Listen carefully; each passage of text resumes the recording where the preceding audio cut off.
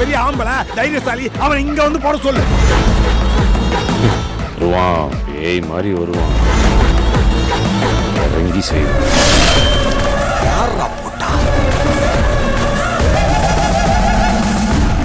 எனக்கு இருக்கிற மரியாதையால அவன் மேல எனக்கு மதிப்பு இருக்கிறதுனால உன்னை நான் திரும்பவும் வேலைக்கு சேர்த்துக்கிறேன்.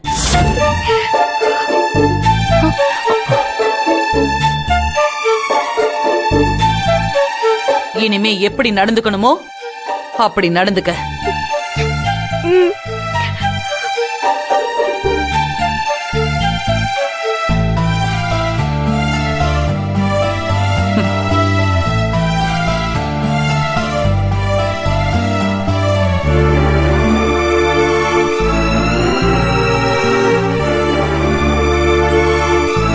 காயத்ரி, உன்னை வீட்டை விட்டு போக சொன்னதுல இருந்து எதையோ இழந்த மாதிரியே இருந்ததுமா.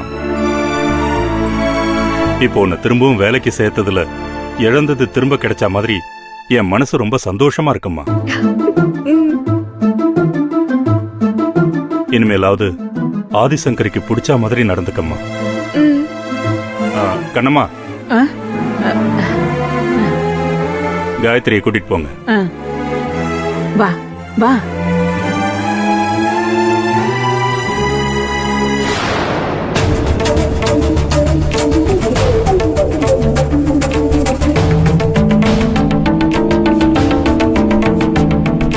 எப்பவுமே நியாயம் தோக்குற மாதிரியே இருக்கும், முடிவுல அநியாயம் தோத்துரும்.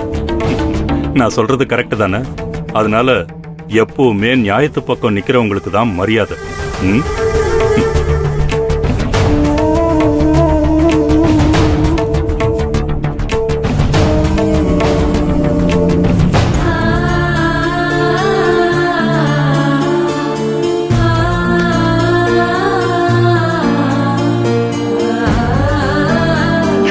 முருகா, நீ சோதனையை கொடுப்ப, ஆனா கைவிட மாட்டேன்னு உன்னை நான் நம்பினேன்.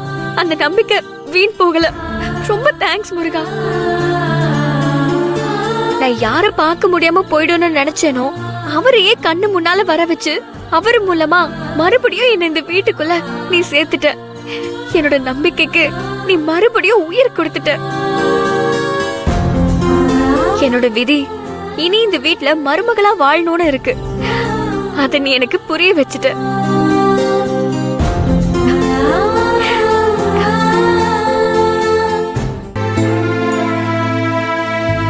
என்ன காயத்ரி, நீ வணங்குற முருகன் உன்னை கைவிடாம கை தூக்கி விட்டுட்டாரா? ஆமா பாட்டி, முருகன் இருக்க பயமேன். கடவுளையே துணையா வச்சிருக்கிற உன்னை யாரு என்ன செய்ய முடியும்? உனக்கு எதிரா நடக்க போற சதியையும் சாதகமா நடக்க போற விதியையும் தீர்மானிக்கிற சக்தி இனிமே எந்த மனுஷங்களுக்கும் இல்ல, தெய்வத்துக்கு மட்டும்தான் இருக்கு. நல்லவங்க வாக்கு எப்பவுமே நம்பிக்கையை கொடுக்கும். நீங்க எனக்கு துணையா இருக்கும் போது எனக்கு என்ன பாட்டி கவலை?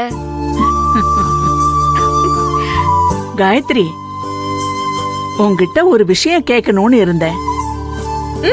கேளுங்க பாட்டி.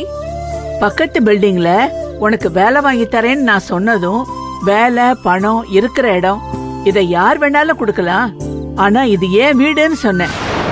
நீ சொன்னதுக்கான அர்த்தம் எனக்கு புரியல. பாட்டி, அத கேக்குறீங்களா? 2-3 தடவை இந்த வீட்டை விட்டு வெளியே போறதுக்கான சூழ்நிலை வந்தும் நான் திரும்ப வந்துட்டேன்ல, அதனாலதான் அப்படி சொன்னேன். ஓ பாட்டி, நாம வேலை செய்யற இடமா இருந்தாலும் அத நம்ம இடமா நினைச்சாதான் நம்மளால அந்த இடத்துக்கு நல்லது நடக்கும். என்னால இந்த வீட்டுக்கு நல்லது நடக்கணும்னு நான் நினைச்சேன், அதனால இது ஏன் வீடுன்னு சொன்னேன். இதுல என்ன பாட்டி தப்பு இருக்கு? நீ நினைக்கிறதுல, நீ பேசுறதுல, நீ நடந்துக்கிறதுல என்னைக்குமா தப்பு இருந்திருக்கு? கஷ்டத்தை மறந்துடுற, சந்தோஷத்தை உடனே கொண்டு வந்துடுற. எப்படி உன்னால மட்டும் இப்படி இருக்க முடியுதோ?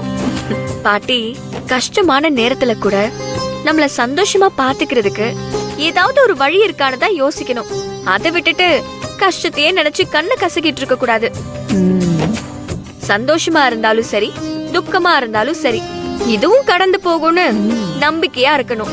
எதுவுமே இங்க நிரந்தரம் இல்ல. நான் இந்த வீட்டை விட்டு போகணும்னு நிலைமை வந்தப்ப கூட இதே நம்பிக்கையோட தான் நான் இருந்தேன்.